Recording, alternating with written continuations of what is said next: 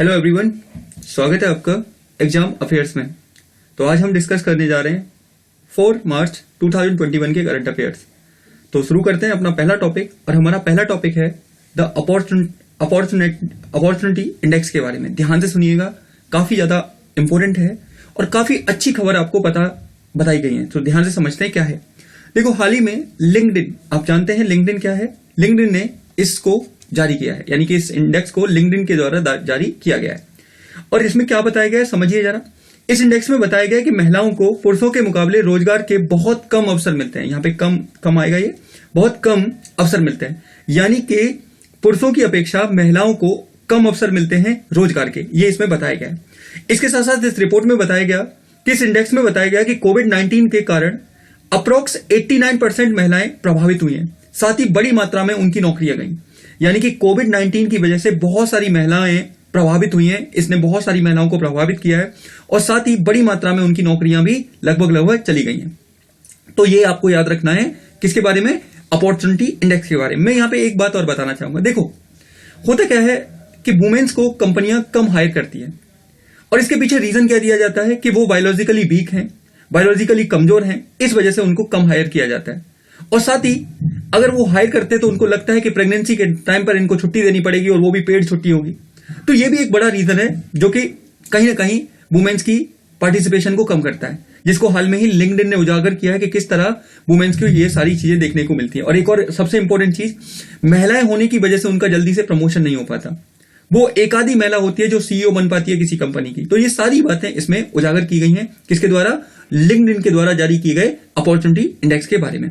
देखते हैं, यहां पर देखिए रिपोर्ट में क्या बताया। 85% women miss out on promotion race due to gender, यानी कि 85% से ज्यादा जो महिलाएं हैं उनको प्रमोशन नहीं मिलता। और क्यों नहीं मिलता आप जानते हैं, उसका रीजन है कि वो महिलाएं हैं, इस वजह से उनको प्रमोशन नहीं मिल पाता। तो इसी मुद्दे को यहां पे उठाया गया। चलते हैं अगले टॉपिक पर। अगला टॉपिक है हमारा हारून ग्लोबल रिच लिस्ट 2021 के बारे में। देखो, हाल में ही हारून ग्लोबल रिच लिस्ट जारी की गई और इसमें दुनिया के अमीरों के बारे में बताया गया।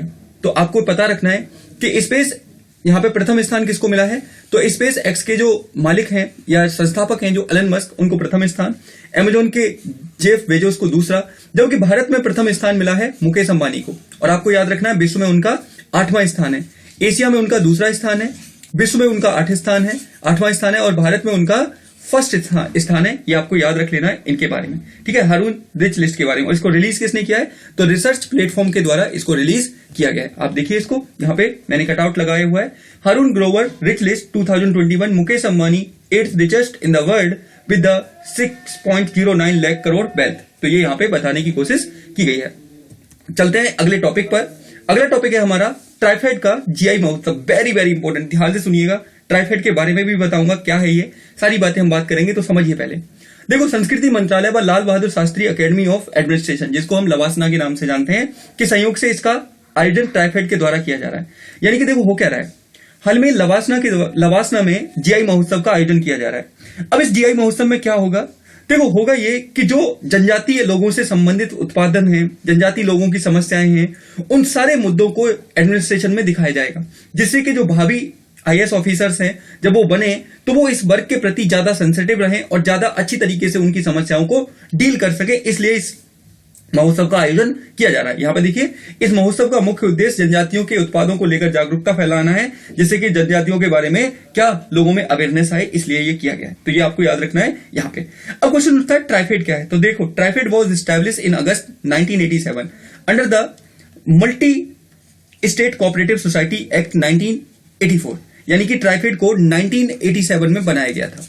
अब ये करता क्या है, तो ये ट्राइफेड उत्पादों के लिए एक मार्केट प्रदान करने का काम ये करता है। याद रखिएगा, TRIFED is the maintain and ringing about the socio economic development और ट्राइबल्स, यानी कि ट्राइबल्स के डेवलपमेंट में बहुत इंपॉर्टेंट काम करता है और उनके माइनर प्रोडक्ट को मार्केट प्रोवाइड कराता है। तो काफी ज्यादा इंपोर्टेंट है किसका, ट्राइफेड का, याद रखिएगा। और ट्राइफेड किसके अंडर में रह के काम करता है, तो आपको याद है जनजातीय मंत्रालय के अंदर में रह के काम करता है, जिसमें अभी मंत्री कौन है, अर्जुन मुंडा जी हैं। ठीक है, चलते हैं अपने अगले टॉपिक पर। यहां पे देखिए, ट्राइफेड टू होल्ड जीआई महोत्सव, यहाँ पे मैंने लिखा हुआ है, कुशाल जीना जी ने लिखा है यहाँ पे ट्राइफेड महोत्सव के बारे में, ये सारी चीजें बता रखी हैं। चलते हैं अपने अगले टॉपिक पर। अगला टॉपिक है खबरों में प्रसाद योजना। ध्यान से सुनिएगा, ये प्रसाद योजना का मतलब क्या है। देखो, हाल ही में केंद्रीय मंत्री, जो हमारे केंद्रीय मंत्री हैं प्रहलाद सिंह पटेल ने इस परियोजना के तहत छत्तीसगढ़ स्थित मां बमलेश्वरी देवी मंदिर के विकास की आधारशिला रखी है। इस वजह से यह प्रसाद योजना काफी ज्यादा न्यूज में रही है। देखो, मां बमलेश्वरी देवी का मंदिर कहां पे है, तो छत्तीसगढ़ में है, ये भी आपको याद रखना है। और प्रसाद योजना के बारे में तो हम बहुत अभी करने वाले हैं डिस्कस, तो यहां पे इंग्लिश में भी यही लिखा हुआ है। देखिए जरा, अब ये प्रसाद योजना है क्या। देखो, इस योजना को भारत सरकार के द्वारा कब शुरू किया गया था, 2015 में शुरू किया गया था। इस योजना को भारत सरकार के द्वारा 2015 में शुरू किया गया था, जिससे कि जो हमारे तीर्थ स्थल हैं, उन तीर्थ स्थलों को अच्छी तरीके से कनेक्ट किया जा सके, उनका इंफ्रास्ट्रक्चर डेवलपमेंट किया जा सके, उसको प्रमोट किया जा सके।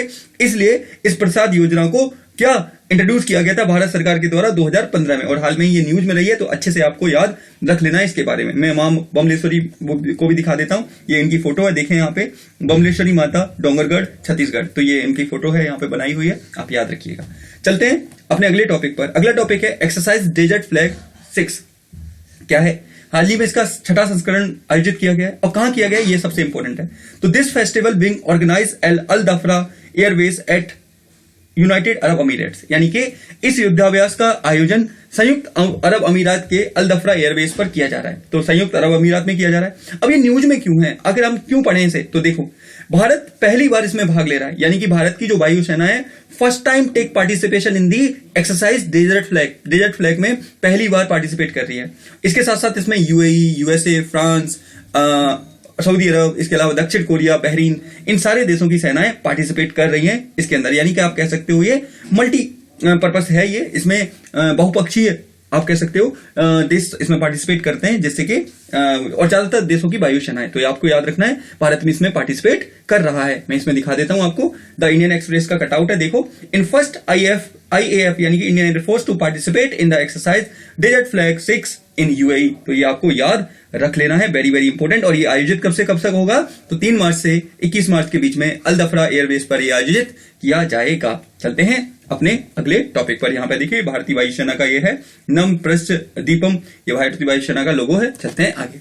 स्वच्छता सारथी फेलोशिप क्या है ये, जरा समझ लेते हैं। देखिए, मैं कई टॉपिक स्वच्छता को लेकर कवर कर चुका हूं। गांधी जी की कोट के साथ इसकी शुरुआत होती है कि जहां स्वच्छता होती है वहां ईश्वर का वास होता है, जहां स्वच्छता होती है वहां ईश्वर निवास करते हैं, जहां स्वच्छता होती है वहां धन, बल, बुद्धि, सारी चीजों का निवास होता है। तो इसी में हाल में ही सरकार की बहुत अच्छी पहल है, इससे सफाई पर भी काफी अच्छा प्रभाव पड़ेगा, सफाई कर्मियों को भी काफी मोटिवेशन मिलेगा कि वो इस क्षेत्र में काम कर सकें। तो देख लेते हैं क्या है ये स्वच्छता सारथी फेलोशिप। हाल ही में यहां पे मैं आ जाएगा, ठीक है, मैं भारत सरकार के मुख्य वैज्ञानिक सलाहकार कार्यालय ने बेस्ट टू वेल्थ मिशन के तहत इस फेलोशिप को प्रदान करने की बात की है, यानी कि एक तरीके की ये फेलोशिप है। अब ये फेलोशिप किसको दी जाएगी, यह फेलोशिप उन लोगों को प्रदान की जाएगी जो स्वच्छता के क्षेत्र में लगे हुए हैं, जैसे छात्र, वर्कर, स्वयं सहायता समूह, उनको यह फेलोशिप दी जाएगी। ठीक है, ये पीआईबी की न्यूज है, पीआईबी से लिया गया था इसको, तो वहां से उनको ये क्या दी जाएगी, फेलोशिप दी जाएगी। अब इस फेलोशिप की कैटेगरी है, क्या है, कैटेगरी ए में कौन होगा, 9वीं से 12वीं तक के छात्र, कैटेगरी बी में कौन होगा, कॉलेज के छात्र, कैटेगरी सी में कौन होगा, नागरिक, नगर निगम कर्मी, स्वच्छता आदि। अब क्वेश्चन उठता है स्वच्छता सारथी फेलोशिप का मोटो क्या है। इसका मोटो है लोगों को इंकरेज करना कि अगर वो स्वच्छता के क्षेत्र में अच्छा काम करते हैं तो उन्हें सम्मान मिलेगा, फेलोशिप मिलेगी, सुविधाएं मिलेगी और काफी अच्छी तरीके से उनको बेसिकली उनको फैसिलिटी प्रोवाइड की जाएगी। इसलिए इस पहल की शुरुआत भारत सरकार के मुख्य वैज्ञानिक सलाहकार कार्यालय के द्वारा की जा रही है। ये आपको अच्छे से याद रख लेना है, ठीक है। चलते हैं अगले टॉपिक पर। यहां पे देखिए सारथी स्वागराही, ये वही बात है, तो यहां पे आपको याद रखना है। आगे बात करते हैं दुनिया का पहला प्लेटिपस अभयारण्य, अभी न्यूज में था, अभी बताऊंगा क्यों है। हाल ही में ऑस्ट्रेलिया की सरकार के द्वारा यह घोषणा की गई है कि वह इस अभयारण्य का निर्माण करेंगे। प्लेटिपस एक तरीके का मैमल होता है, अत्यधिक मात्रा में जलवायु परिवर्तन शिकार के कारण ये लगातार अपनी विलुप्ति की सिचुएशन में पहुंच चुके हैं। तो जब विलुप्ति की सिचुएशन में पहुंच चुके हैं तो इन्हीं को कंजर्व करने के लिए, इन्हीं को बचाने के लिए ऑस्ट्रेलिया की सरकार के द्वारा पहला प्लेटिपस अभयारण्य बनाने की बात की गई है। ये आपको याद रखना है। मैंने बताया जलवायु परिवर्तन के कारण यह जीव विलुप्ति की कगार पे पहुंच गया है और यहाँ पर इस अभयारण्य में क्या किया जाएगा, यहाँ पे इनका पुनर्वास किया जाएगा, इनको संरक्षण दिया जाएगा, इनको प्रोटेक्ट किया जाएगा जिससे कि ये खत्म ना हो। ये आपको याद रख लेना है।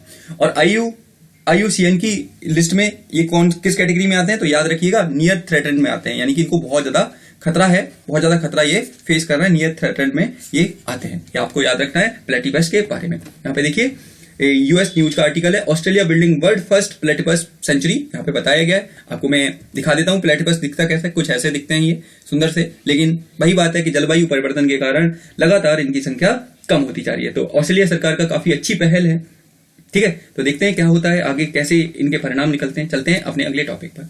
अगला टॉपिक है संसद टीवी।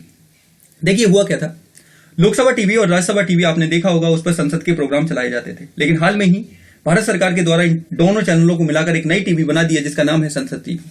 तो इस चैनल तो होंगे लेकिन दोनों की अलग अलग कार्रवाई दिखाई जाएगी, लेकिन अब एक ही चैनल होगा जिसका नाम होगा संसद टीवी। तो ध्यान से सुनिएगा क्या है, ठीक है। अब देखो इस टीवी का कार्यकारी प्रमुख किसको बनाया गया है, रवि कपूर जी को बनाया गया है। रवि कपूर जी जो रिटायर्ड IAS ऑफिसर थे 1986 बैच के, उनको इसका कार्यकारी यानी कि CEO बनाया गया, फर्स्ट एजुकेटिव ऑफिसर बनाया गया रवि कपूर जी को। तो ये आपको याद रख लेना है। अब देखो होगा क्या, संसद की कार्रवाई दोनों पे दिखाई जाएगी, राज्यसभा पे भी, राज्यसभा जो टीवी थी, और लोकसभा पे भी। अब होगा ये कि दोनों चैनल अलग अलग तरीके से काम करेंगे। इस पर जो ये लोकसभा को बना के बनाया गया, इस पर हिंदी न्यूज दिखाई जाएंगी, हिंदी से रिलेटेड चीजें आएंगी, और राज्यसभा में इंग्लिश के प्रोग्राम दिखाए जाएंगे। लेकिन जब संसद की कार्रवाई चल रही होगी तब ये दोनों पर संसद की कार्रवाई देखने को आपको मिलेगी, एक पर राज्यसभा के बारे में और एक पर लोकसभा के बारे में। तो ये आपको याद रख लेना है। अब देखो हुआ क्या है, सरकार ने 2019 में इसके विलय के लिए सूर्य प्रकाश समिति का निर्माण किया था, यानी कि the government form the Surya Prakash committee for its merger इन 2019। याद रखिएगा, वेरी वेरी इंपॉर्टेंट है, न्यूज में आ चुका है। सूर्य प्रकाश कमेटी का निर्माण किस लिए किया गया था, तो आप बताओगे लोकसभा और राज्यसभा टीवी के मर्जर के लिए किया गया था। तो अच्छे से याद रखना है। चलते हैं अगले टॉपिक पर। यहाँ पे देखिए द हिंदू का आर्टिकल है, merger of Lok Sabha Rajya Sabha TV into संसद टीवी फाइनलाइज। तो ये हो चुका है, ये आपको याद रख लेना है। द हिंदू ने इसको भी कवर किया था, मैंने भी आपको बता दिया है। चलते हैं अगले टॉपिक पर। ये है हमारे कौन, रवि कपूर जी, रिटायर्ड IAS ऑफिसर है। चलते हैं अगले टॉपिक पर। वर्ल्ड वाइल्ड लाइफ डे क्या है ये, 2013 में संयुक्त राष्ट्र आम सभा ने 3 मार्च को इस दिवस को मनाने की घोषणा की थी। यानी कि 2013 में संयुक्त राष्ट्र आम सभा के द्वारा घोषणा की गई थी कि वर्ल्ड वाइल्ड लाइफ डे को मनाया जाए, जिससे कि वाइल्ड लाइफ के बारे में जागरूकता फैलाई जा सके, उनको कंजर्वेशन के लिए काम किया जा सके।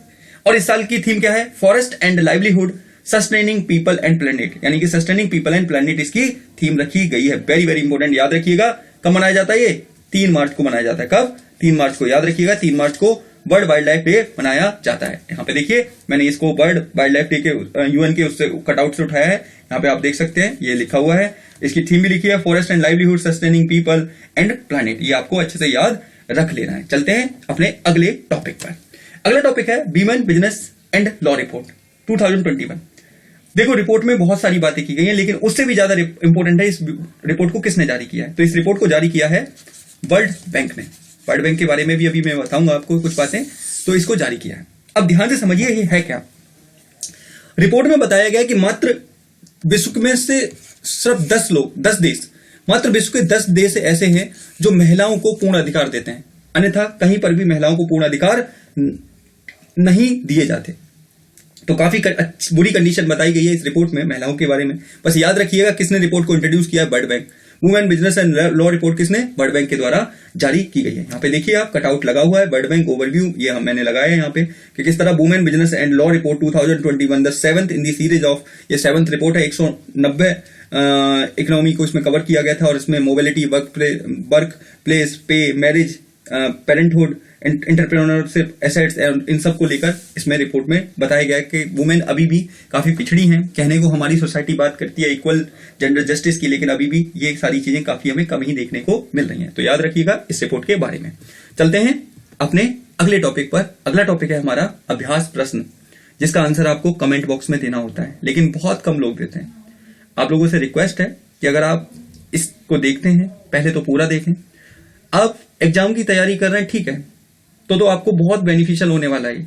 अगर आप एग्जाम की तैयारी नहीं भी कर रहे हैं तब भी आप अगर इनसे जुड़े रहेंगे तो देश दुनिया की सारी खबरें आपको पता लगती रहेंगी कि क्या कंडीशन चल रही है, क्या चीजें चल रही है, क्या नई देखने को मिल रही है, वो सारी चीजें आपको जानकारी मिलेगी। ठीक है, तो आपको अभ्यास प्रश्न देख लेते हैं क्या है, ठीक है, जानने की कोशिश करते हैं।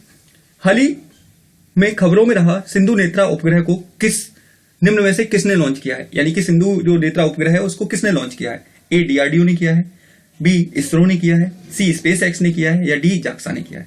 आपको इसका आंसर कमेंट बॉक्स में देना है। इंग्लिश में भी देख लेते हैं, देखिए क्या है। Who among the following has launch the यहाँ पे ये सिंधु आएगा, ये इंग्लिश में सिंधु नेत्रा, ठीक है, सैटेलाइट रिसेंटली, तो ये यहाँ पे सिंधु आ जाएगा, ठीक है, ये सिंधु आ जाएगा यहाँ पे। तो याद रखिएगा सिंधु नेत्रा की बात यहाँ पे हो रही है, ठीक है। तो किसने लॉन्च किया है? डीआरडीओ ने, इसरो ने, या स्पेस एक्स ने, या फिर जाक्सा ने? इसका आंसर आपको कमेंट बॉक्स में देना है। कल मैंने द हिंदू का एक आर्टिकल कवर किया था। मुझे कुछ लोगों ने तो कहा कि अच्छा है, अच्छी पहल है, शुरू की जाए, लेकिन व्यू और बहुत सारी चीजें काफी कम है। लेकिन फिर भी मैं कोशिश करूंगा कि अब उसको कंटिन्यू किया जाए, जिससे कि आपको उसका भी कोई प्रॉब्लम ना हो और आसानी से वो कवर होता रहे। तो उस पर भी हम बात करने वाले हैं, करेंगे शुरू। इसके अलावा प्रीलिम्स थिंक सीरीज की दोबारा से शुरुआत में करने जा रहा हूं, शायद आज उसकी सीरीज आएगी, अगर टाइम रहा, सब कुछ बढ़िया रहा, टेक्निकल प्रॉब्लम नहीं हुई, तो वो भी आपको याद रखना है, ठीक है। तो इसी के साथ मैं अपनी बात खत्म करता हूं। और हाँ, अगर आपको ये पहल पसंद आती है तो चैनल को आपको लाइक, शेयर, सब्सक्राइब, ये सारी चीजें करनी है, क्योंकि जब तक ये चीजें आगे नहीं बढ़ेंगी, मोटिवेशन नहीं आएगा, हमें लगेगा कि हम एक सीमित दायरे में सिमटे हुए हैं। तो आप लोगों से रिक्वेस्ट है, जो भी देखते हैं पूरा देखें, शेयर करें, सब्सक्राइब करें, थोड़ा सा प्रमोट करें, आप लोगों की बहुत आवश्यकता है, ठीक है। तो मिलते हैं ऐसी किसी नई सीरीज में, तब तक के लिए आप सभी का धन्यवाद। God bless you all of you.